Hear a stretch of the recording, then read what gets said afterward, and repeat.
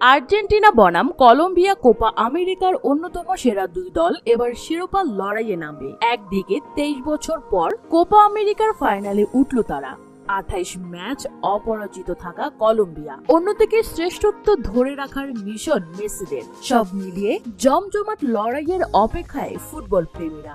ঘরের মাঠ মিয়ামিতে mega final খেলবে লিওনেল মেসি, যা ইন্টার মায়ামির সমর্থকদের জন্য বেশ আনন্দের বিষয়, কারণ প্রিয় তারকা যে আরো একটি শিরোপা জয়ের অপেক্ষায়। তবে প্রতিপক্ষ কলম্বিয়া বলে কিছুটা দুশ্চিন্তা থেকেই যাচ্ছে আলবিসেলেস্তেদের। এর আগে একবারই দু দলে দেখা হয়েছিল কোপা আমেরিকার ফাইনালে। 1991 সালে সেই ফাইনালে 2-1 গোলে জয় নিয়ে ফেরে আর্জেন্টিনা।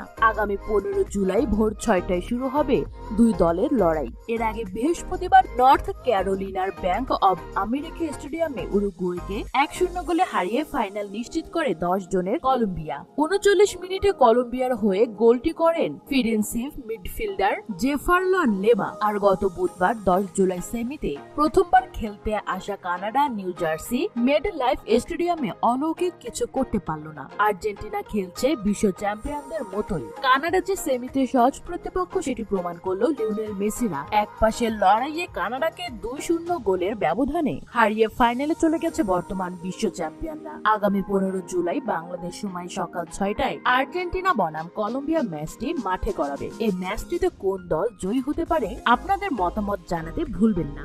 ধন্যবাদ।